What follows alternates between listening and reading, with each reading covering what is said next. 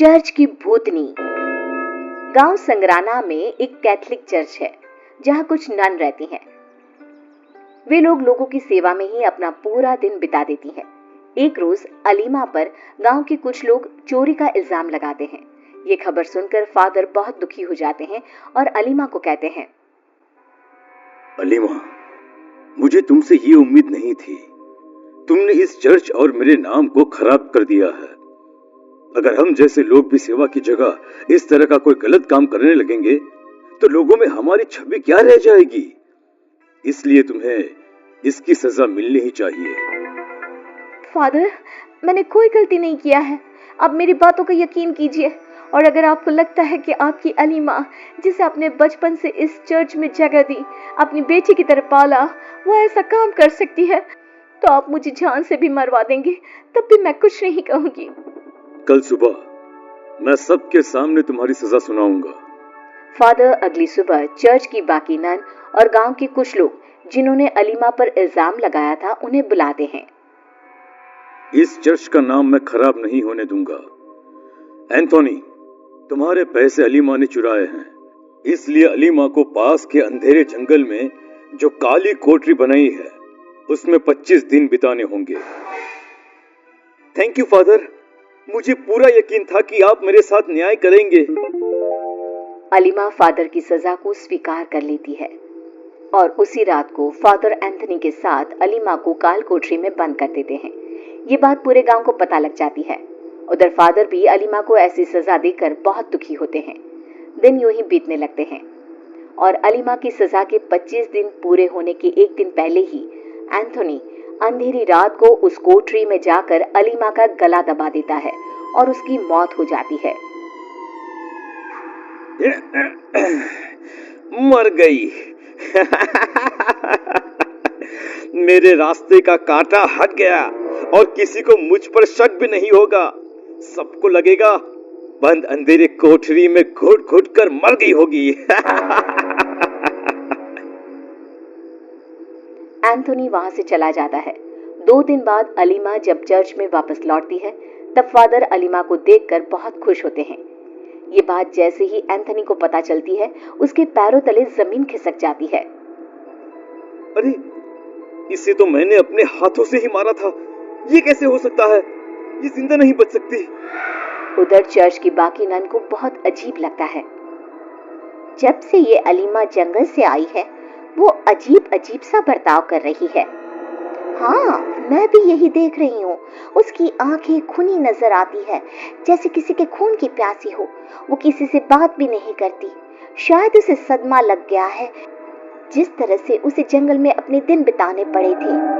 हाँ, वो जीसस के स्टैचू के पास भी नहीं जाती। लेकिन जो भी हुआ उसके साथ वो अच्छा नहीं हुआ। उधर एंथोनी की डर से हालत इतनी खराब हो जाती है कि वो फादर से मिलने आता है। माय सन, क्या है? कोई बात है क्या? अचानक तुम यहाँ? फादर, ये अलीमा जिंदा कैसे हो सकती है? आप खुद ही सोचिए, कोई उस काली कोठरी में जिंदा बच सकता है क्या? ये अलीमा के शक्ल में कोई और है। हमें इस कोठरी में एक बार जाकर देखना चाहिए। ऐसा नहीं हो सकता है। हाँ, लेकिन अगर तुम कह रहे हो तो चलो अभी देख आते हैं। अलीमा सब कुछ सुन लेती है और उसकी आंखों में खून उतर आता है। फादर और एंथनी कोठरी में जाकर देखते हैं, लेकिन उन्हें कुछ नहीं मिलता। ये देखो एंथनी, ये कोठरी तो बिल्कुल खाली है। चर्च में जो है वो हमारी अलीमा ही है। ठीक है फादर, मैं चलता हूँ। एंथोनी वहां से निकल जाता है और सोचने लगता है, अरे, ये नहीं हो सकता है। उसकी लाश कहाँ गई? तभी अलीमा वहां आ जाती है और कहती है, मेरी लाश ढूंढ रहे हो? अब उस कोठरी में तुम्हारी लाश मिलेगी सबको। मुझे माफ कर दो सिस्टर, मेरी लालच ने मुझसे ये सब करवाया है। अलीमा की शक्ल बदलने लगती है, गर्दन लंबी हो जाती है और आंखें बाहर की ओर आ जाती है। भूत, बचाओ, कोई बचाओ मुझे। कोई यहाँ तेरा पुकार सुनने वाला नहीं है। तेरे साथ साथ वो सब लोग मरेंगे जिन्होंने इस गलत फैसले का समर्थन किया था। अलीमा एंथोनी को मार देती है और उसे काल कोठरी में बंद कर देती है। धीरे धीरे गांव के लोगों की मौत होने लगती है। चर्च में से कुछ नन भी गायब होने लगी। गांव के लोगों में हाहाकार मच गया। कुछ लोग मिलकर मदद के लिए फादर के पास जाते हैं। फादर, फादर हम लोगों को बचाइए। अगर इसी तरह से रोज मौत होने लगी तो हम क्या करेंगे, कहां जाएंगे हम? Do something father, please do something. Oh my children, I will do something. आप लोग फिक्र ना करें। फादर अपने कमरे में बैठे बैठे गहरी सोच में डूबे हैं। उतने में ही उस अंधेरे कमरे में उन्हें एक लड़की नजर आती है। फादर चेयर से खड़े हो जाते हैं। कौन है? कौन है वहां? अलीमा सामने आती है और अपने असली रूप में आ जाती है। मरेंगे, एक एक करके सब मरेंगे। मतलब तुम ही ये सब कर रही थी? इन निर्दोषों को मारकर तुम्हें क्या मिलेगा? निर्दोष? ये लोग ही मेरी मौत का कारण हैं और साथ में तुम भी। अब तुम्हारी बारी है। फादर दौड़कर जीसस के स्टैचू के सामने जाकर प्रेयर शुरू कर देते हैं। भूतनी जीसस के सामने नहीं जा पाती और फादर बच जाते हैं। हाश तो बच गए तुम, अगली बार कौन बचाएगा? बाहर का खूनी खेल होगा। ये चर्च मेरा है और यहाँ मेरे हिसाब से ही सब चलेगा। पूरी रात प्रेयर करते करते फादर जीसस के पास ही बेहोश हो जाते हैं। सुबह जब बाकी की नन फादर को इस हालत में देखती हैं तो वो घबरा जाती हैं। फादर होश में आकर सबको सब कुछ बता देते हैं। अलीमा मर चुकी है।